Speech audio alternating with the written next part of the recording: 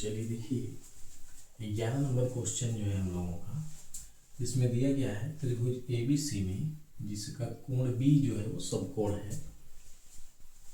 यदि tan A बराबर 1/√3 हो तो निम्नलिखित का मान ज्ञात कीजिए। पहला ये पूछा गया है और दूसरा ये पूछा गया है। तो इसमें सबसे पहले हम लोग जो दिया है उसकी सहायता से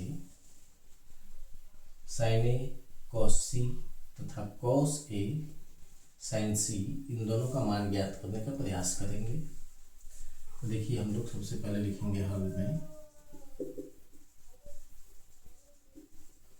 दिया है tan A बराबर 1/√3। अब इसमें हम लोग जो सूत्र पढ़े हैं tan A बराबर लंब बटा आधार, इसकी सहायता से लंब का मान 1 दिख रहा है और आधार का मान जो है वह √3 दिख रहा है। तो पाइथागोरस प्रमेय का प्रयोग करके हम लोग कर्ण की गणना करेंगे। तो लिखेंगे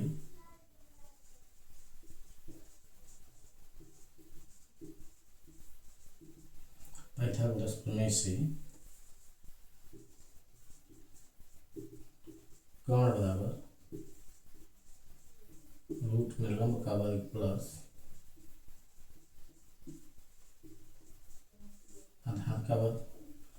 इसमें लंब कितना दिख रहा है 1 का वर्ग और आधार √3 इसका वर्ग। 1 का वर्ग करने पर 1 ही होगा और ये 3 होगा। कर्ण का मान जो है वो 2 आ रहा है। ठीक, अब जब कर्ण निकल चुका है तब हम लोग क्या करेंगे कि एक छोटा सा समकोण त्रिभुज बनाएंगे।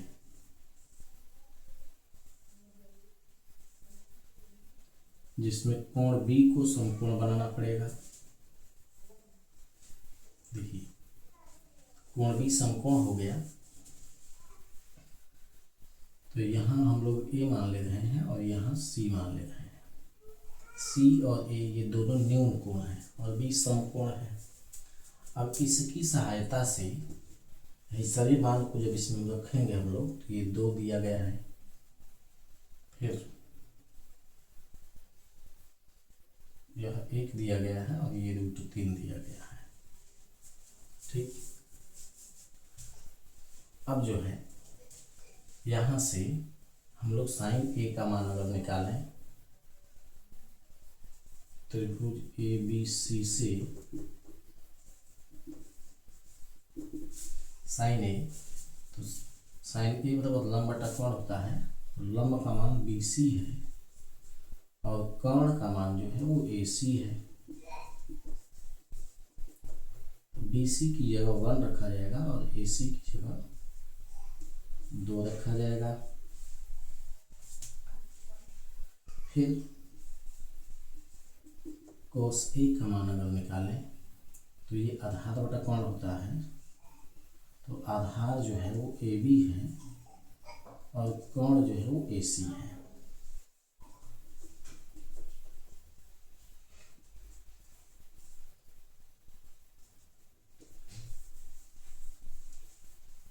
ये निकल गया।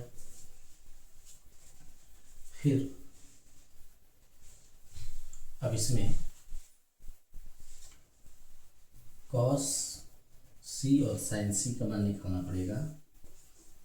तो sin C बराबर जब कोण यहाँ बनेगा तो ये नीचे वाली भुजा जो होगी वो लंब होगी तो AB/AC हो जाएगा। तो इसका मान √3/2 हो जाएगा और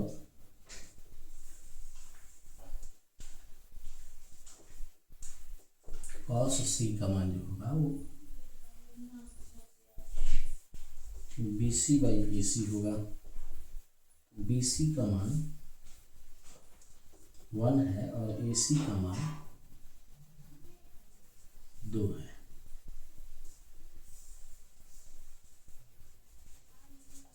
अब चलिए इन मानों को ले करके इसमें रख रहे हैं। पहला सवाल जो है हम लोगों का sin A cos C plus cos A sin C, इसमें ये सभी मान रखे जाएंगे। जब मान रखेंगे हम लोग, देखिए क्या होगा। sin A की जगह पर इधर निकाला गया था 1/2, cos C की जगह पर फिर से 1/2 प्लस फिर cos A की जगह पर √3/2, sin C की जगह पर फिर से √3/2, 1/4 प्लस 3/4। ठीक, अब एलसीएम जो होगा वो 4 हो जाएगा, तो 1 + 3, 4/4 कट करके 1 आ गया। ऐसे ही दूसरा वाला भी जब हल किया जाएगा, देखिए पहला हो गया,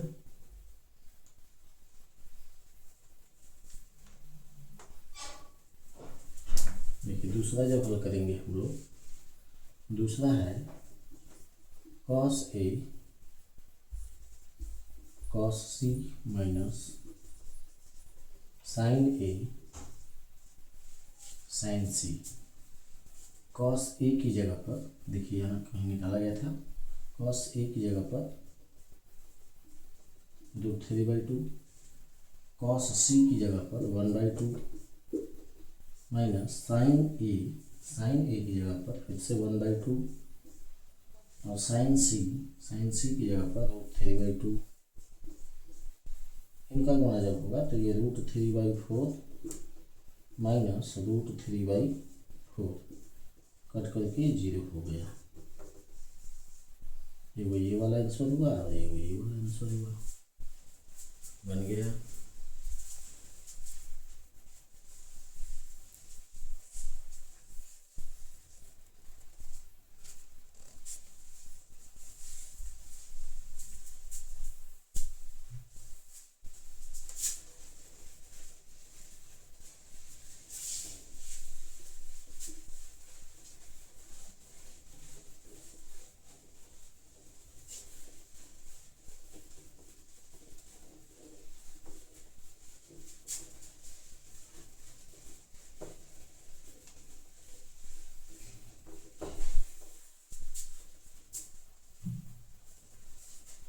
चलिए आगे देखा जाए 12 नंबर सवाल। इसमें दिया गया है कि यदि cosec A बराबर 2 तो 1/tan A plus sin A/1 plus cos A का मान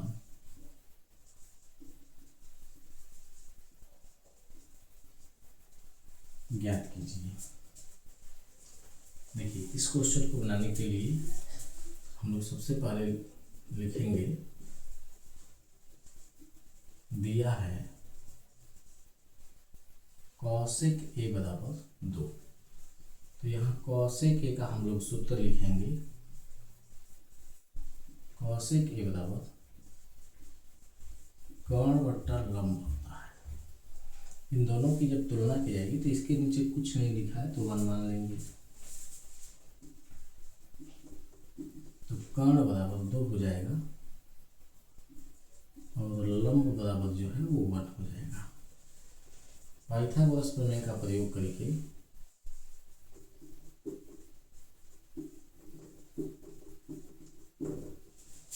हम लोग आधार की गणना करेंगे,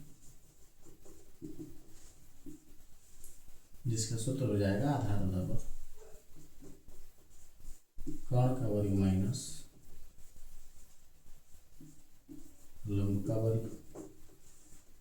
अब कर्ण 2 दिया गया है, 2 का वर्ग माइनस 1 का वर्ग, 2 का वर्ग 4 हो जाएगा और 1 का वर्ग 1 होगा, तो ये घट करके 3 हो गया। ठीक ना। तो कोण जो आया यानी आधार जो आया हम लोगों का वह √3 आ गया। अब हम लोग इन तीनों की सहायता से tan A, sin A और cos A का मान निकालेंगे। लिखेंगे अतः sin A बराबर, sin A का सूत्र क्या होता है, लंब बट्टा कोण। तो लंब का मान जो है हम लोगों का वो 1 दिखाई दे रहा है, कोण या 2 दिखाई दे रहा है। फिर से cos A निकाला जाएगा। cos A का मान जो है वह आधार बटा कोण होता है, तो आधार √3/2 हो गया। फिर tan A जो होता है वो लंब बट्टा आधार होता है, तो लंब का मान 1 और आधार का मान जो है वो √3। ठीक, तीनों निकाल लिया गया। अब हम लोग इसका मान निकालने चलेंगे।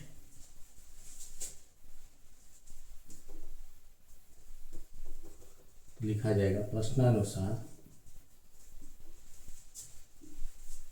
1/tan A plus sin A बट्टा 1 प्लस cos A में sin A cos A तथा tan A का मान रखने पर देखिए 1/tan A की जगह पर 1/√3,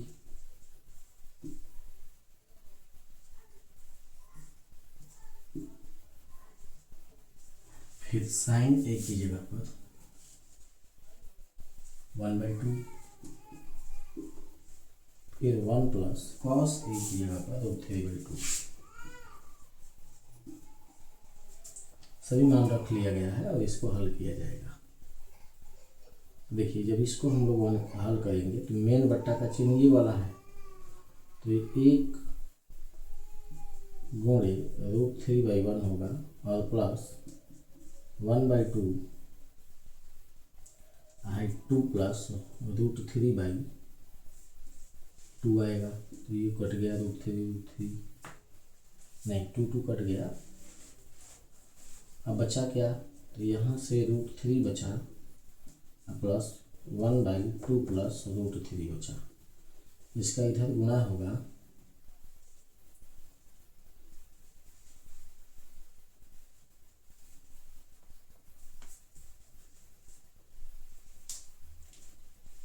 जब इसका इधर गुणा होगा तो ये हो जाएगा 2√3 और प्लस 3 प्लस 1/2 प्लस √3, 2√3 प्लस 4 हो गया और बट्टा में 2 प्लस √3। ठीक, अब आगे हम लोग ऊपर से अगर 2 कॉमन कर लें केवल, तो 2 कॉमन कर लेने से √3 + 2 हो जा रहा है। नीचे भी इसको √3 + 2 लिखा जा सकता है, इसको इधर और उसको इधर किया जा सकता है, तो ये कट गया, केवल क्या आया 2, यही आंसर है।